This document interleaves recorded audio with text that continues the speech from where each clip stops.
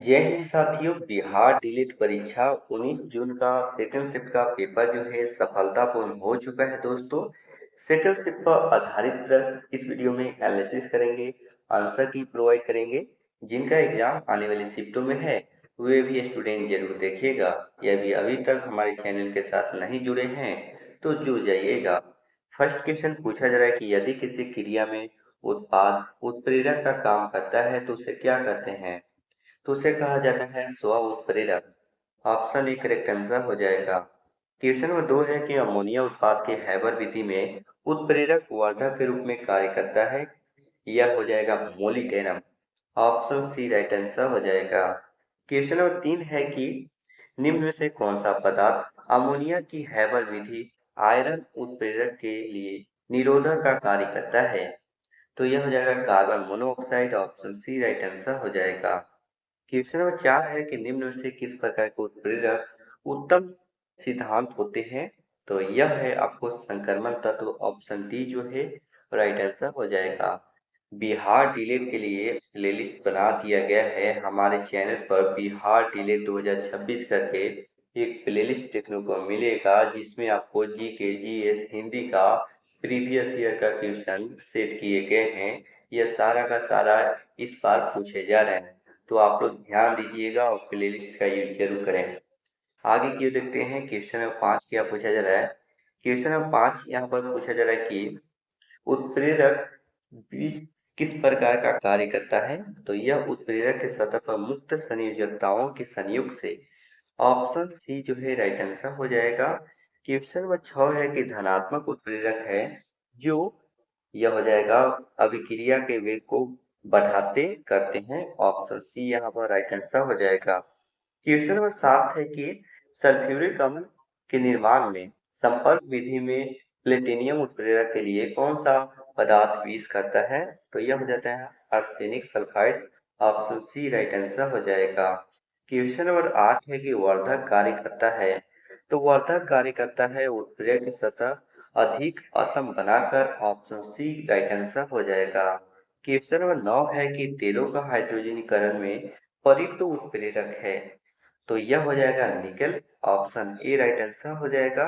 Question number 10 है कि कौन सा एंजाइम ग्लूकोज को एल्कोहल में परिवर्तित करता है। तो यह हो जाएगा जाइमस।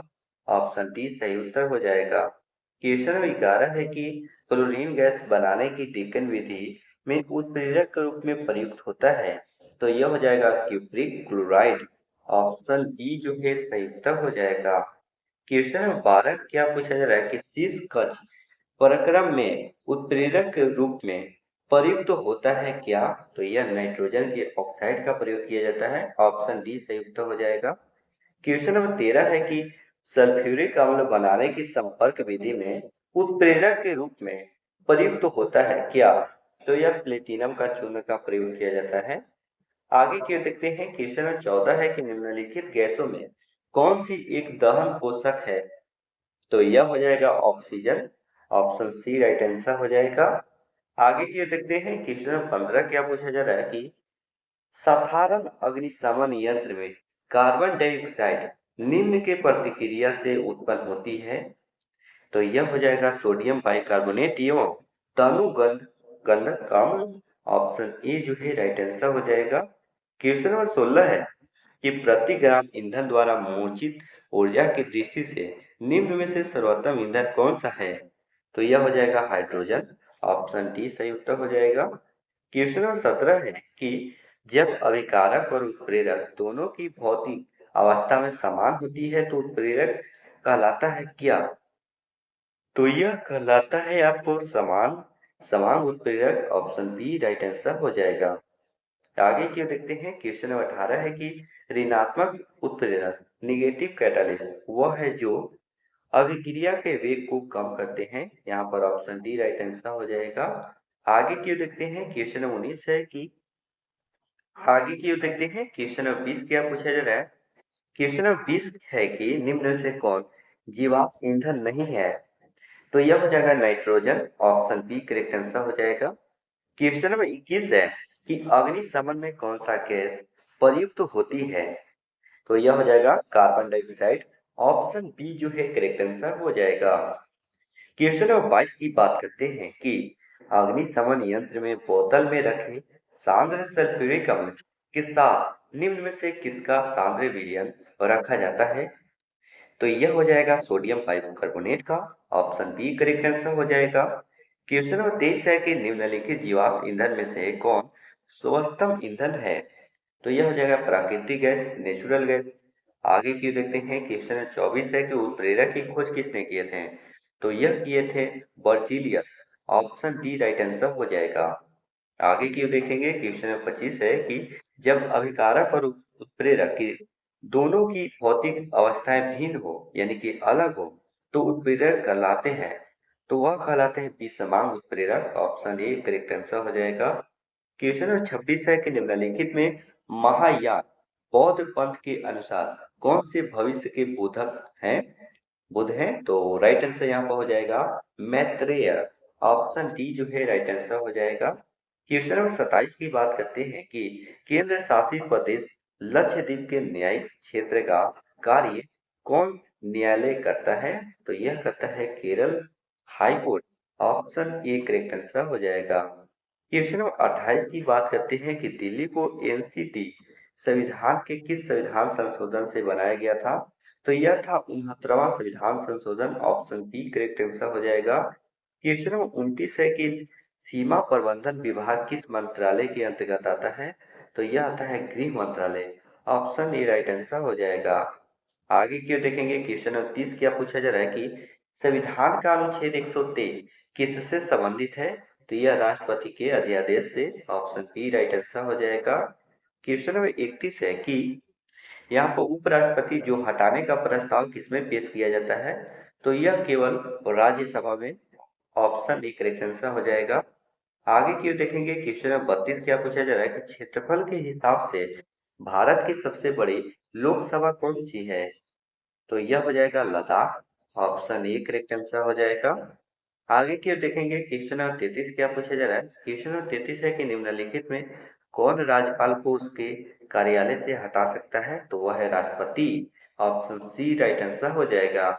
क्वेश्चन नंबर 34 की बात करते हैं कि सुप्रीम कोर्ट के जजों की संख्या कौन बदल सकता है। तो वह केवल कानून द्वारा संसद ही बदल सकता है। ऑप्शन ए करेक्ट आंसर हो जाएगा।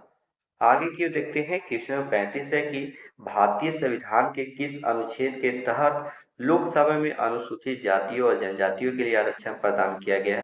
तो वह आर्टिकल है 330। ऑप्शन ए जो है करेक्ट आंसर हो जाएगा। आगे की ओर देखते हैं क्वेश्चन नंबर 36 क्या पूछा जा रहा है कि भारत में झंडा दिवस कब मनाया जाता है। तो झंडा दिवस यह मनाया जाता है 7 दिसंबर। ऑप्शन बी राइट आंसर हो जाएगा। क्वेश्चन नंबर 37 है कि संथारा प्रथा किस धर्म से संबंधित है। तो यह है जैन धर्म से संबंधित है। ऑप्शन डी राइट आंसर हो जाएगा।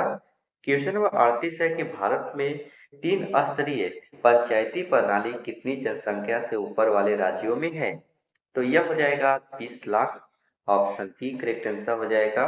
क्वेश्चन नंबर 39 है कि निम्नलिखित में से कौन सी भाषा संविधान की 8वीं अनुसूची में नहीं है। तो वह हो जाएगा फारसी। लेकिन संस्कृत, नेपाली, कश्मीरी है। आगे की ओर देखते हैं क्वेश्चन नंबर 40 क्या पूछा जा रहा है कि राष्ट्रीय वरिष्ठ नागरिक परिषद का अध्यक्ष कौन होता है। तो यह होते हैं सामाजिक न्याय और अधिकारिता मंत्री। ऑप्शन सी करेक्ट आंसर हो जाएगा। आगे की ओर देखते हैं क्वेश्चन नंबर 41 है कि AFSPA पहली बार कहाँ लगाया गया। तो यह लगाया गया पूर्वोत्तर राज्य। ऑप्शन बी राइट आंसर हो जाएगा। क्वेश्चन नंबर 42 है कि प्रधानमंत्री का 15 सूत्रीय कार्यक्रम निम्नलिखित में किसके लिए है। तो यह हो जाएगा अल्पसंख्यक के लिए। ऑप्शन बी राइट आंसर हो जाएगा। आगे की देखते हैं क्वेश्चन नंबर 43 क्या पूछा जा रहा है कि भारतीय राष्ट्रीय एकता परिषद का अध्यक्ष कौन होता है। भारतीय राष्ट्रीय एकता परिषद का अध्यक्ष कौन होता है। तो यह होते हैं प्रधानमंत्री, प्राइम मिनिस्टर। आगे की ओर देखते हैं क्वेश्चन 44 क्या पूछा जा रहा है कि निम्नलिखित में से कौन सा संविधान संशोधन विधेयक नागरिक को सहकारिता माफ करना सहकारी समितियों का गठन करने का मौलिक अधिकार प्रदान करता है। तो यह आर्टिकल 111 है। ऑप्शन बी राइट आंसर हो जाएगा। क्वेश्चन नंबर 45 है कि संविधान की 8वीं अनुसूची में कितनी भाषाएं हैं। तो यह 22 भाषाएं हैं। ऑप्शन डी राइट आंसर हो जाएगा। क्वेश्चन नंबर 46 है कि भारतीय संविधान में संशोधन का प्रस्ताव किस देश के संविधान से लिया गया है? तो यह दक्षिण अफ्रीका के संविधान से लिया गया है। ऑप्शन ए राइट आंसर हो जाएगा।